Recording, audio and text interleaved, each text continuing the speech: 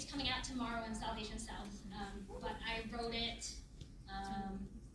between last summer when the floods happened in eastern Kentucky, and last fall when I was in eastern Kentucky and here doing a lot of books, events.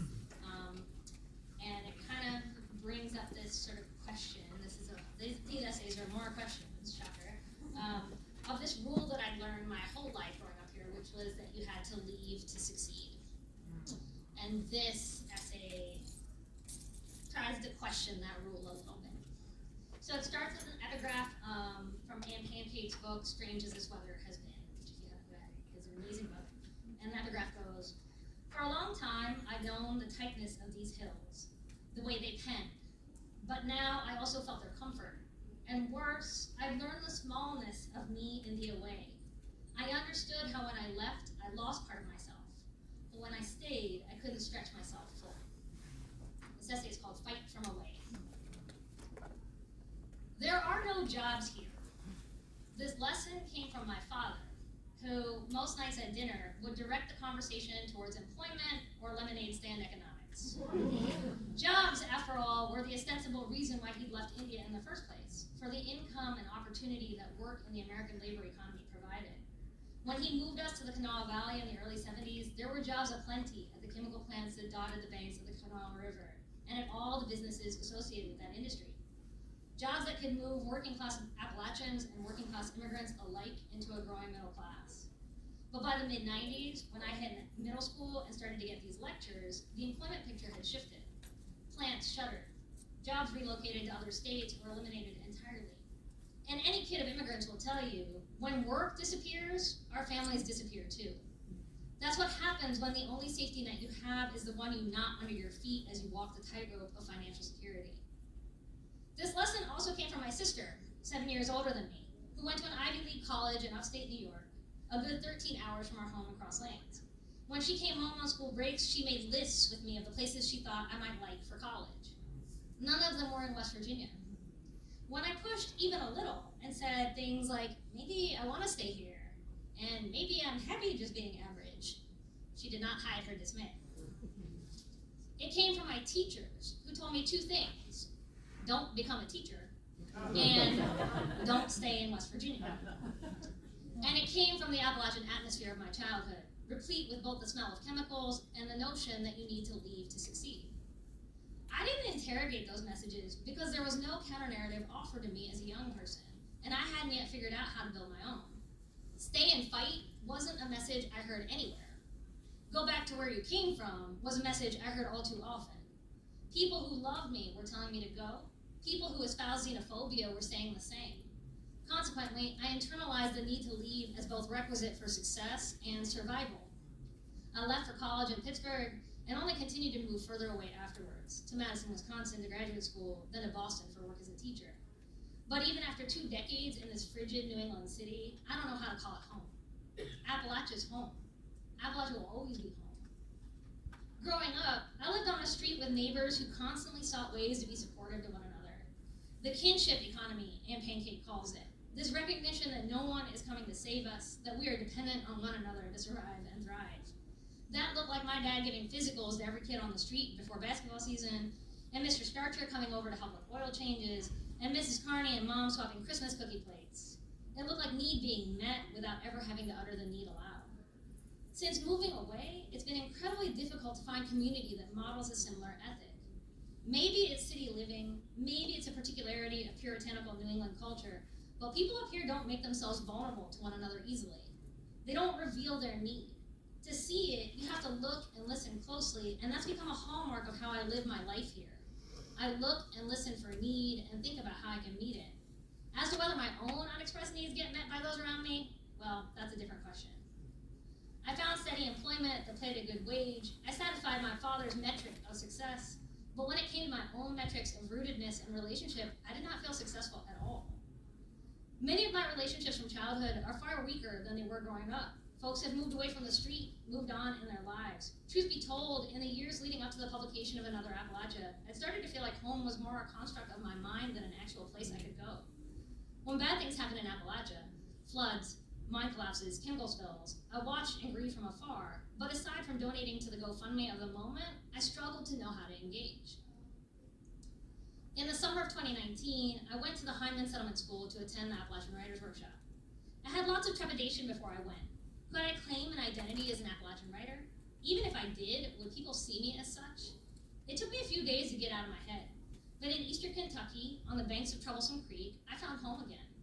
And people who sounded like home and extended care like home and wrote stories and poems and essays filled with ways of knowing and being that were just so deeply familiar. And people who modeled that radical politics and rural life can go hand in hand. That you can indeed stay and fight. That rootedness is not stagnation, it's strength. Hyman quickly became its own kind of Pamela circle, with Appalachian writers offering me a literary home in adulthood that made up for the childhood home I'd lost to outmigration and decline. Folks I met there came to my readings, interviewed me for journals, served as conversation partners, looked for ways to help me on my publication journey in the same way that the Carneys and the Starchers and Withrows had helped our family growing up, see the need and meet it. For the first time since leaving West Virginia, I felt like I had new relationships, new connections that bound me to Appalachia. Like home wasn't just a construct in my mind or a manifestation of nostalgia, but rather a living, breathing place. In the summer of 2022, I traveled back to Hyman to teach at Ironwood, a new program that focused on creating space for young Appalachian writers to build community and refine their craft. Together, we wrote essays and poems and stories on the bridge over Troublesome Creek and in the chairs on the gathering place porch. Sarah Kate gave us a dulcimer lesson in the Great Hall one day. We disco square danced in there on another, and got to see enormous raptors on the third. We made the requisite pilgrimage to Yoder's, all of us piling into a few cars to stock up on molasses cookies, the late ones, and Grippo's chips. We ate giant, juicy tomatoes straight from the greenhouse and bought baked treats from the Knott County Farmers Market. And outside those explorations of place, we participated in workshops with incredible writers like Marianne Worthington and Robert Geip and Frank X. Walker, all messaging to young people that their stories mattered, that their lives had worth, that they were held and loved within this community. It was difficult to leave at the end of the week. All of us, young people and adults alike, knew that something within us had shifted because of our time by Troublesome. And then, just a few short weeks later, I watched that site of intergenerational healing and care be ravaged by floodwaters. Followed posts on social media where friends described rising waters, cars washing away, struggling to find higher ground, and then to their homes across Appalachia.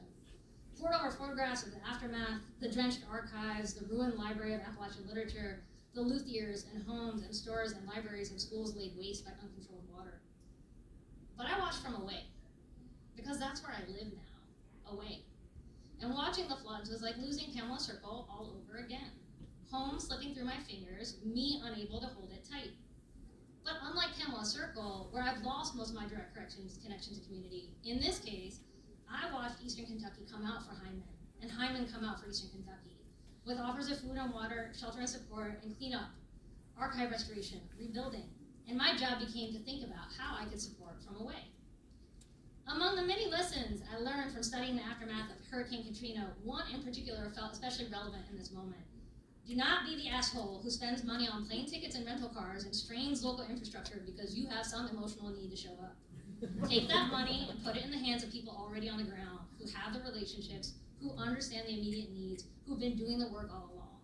So my first step was to reach out to folks like Robert Geip and Kelsey Clunin, who told me where to direct my next Appalachian efforts. I do not have rootedness. This is true. But what I do have is a very, very loud mouth. And some recently published material to use as collateral. In the days after the flood, I used whatever platform I built to amplify the work that was happening in and around Hyman, to offer up copies of my book in exchange for funds donated to Hyman, an Apple Shop, and Eastern Kentucky Mutual Aid, to pull the eyes of people in my Boston day-to-day towards the mountains of Kentucky and towards the people who live there, and to not let them look away, to curse out any fool who said something like, "This is what happens when you vote for Mitch McConnell." It wasn't enough, but it was extending care in the only ways I knew how. And it's a template I've continued to work from since the floods.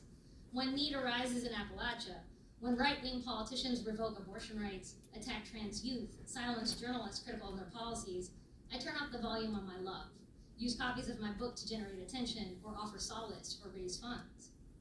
No one taught me what it looks like to fight from away. I was taught to not look back when you leave a place. This work of walking in Boston with my head constantly turned towards Appalachia is work I learned to do anew each day. Every time I do a reading from my first book, a collection of essays describing what it was like to grow up at the intersection of queer, racy, and Appalachian, I get the same question. Someone in the audience asks a variation of, do you plan on moving back to Appalachia? And every time, I have to gather myself before I answer. When I'm in Appalachia, sometimes I'm holding back tears when I answer. Because the answer is no. No, I can't move back to the mountains where I feel like I have access to a whole part of my body that's shut off from me when I'm in Boston. No, I can't move into a space where I'll be fighting alongside radical Appalachian organizers who think the way I do, talk the way I do, fight the way I do. No, I can't move back to the only place I've ever felt a sense of home. I can't because I look at my partner and my child, and all I want with the entirety of my body is to keep them safe. And I look at the laws that are being rammed through legislatures in West Virginia and Kentucky and Tennessee, laws that seek to render us non-existent, laws that would deny my child the right to read freely, to talk about her family, to explore her identity fully, laws that would punish my partner and me, both educators, for our inclusive classrooms, laws in future sessions that might seek to nullify our marriage, to take our child from us. And I can't figure out how to move home. I know so many queer folks in Appalachia who are choosing to stay and fight, but I don't have the strength within me to be one of them. If rootedness is the marker of being Appalachian, then perhaps the marker of being a child of immigrants is that I'm always on the lookout for the greenest pastures. And once I find them, I'm not likely to leave. Leaving hasn't yielded success, but it has yielded a modicum of safety. I, in turn, asked a similar question at a reading last fall at the University of Charleston, just 15 miles down the road from where I grew up. I stood in front of a room of 25 college freshmen, most of whom were from Appalachia, and asked them to raise their hands if they intended to stay in Appalachia after graduation. 2 raised their hands. I then asked for students to talk about their reasons for leaving.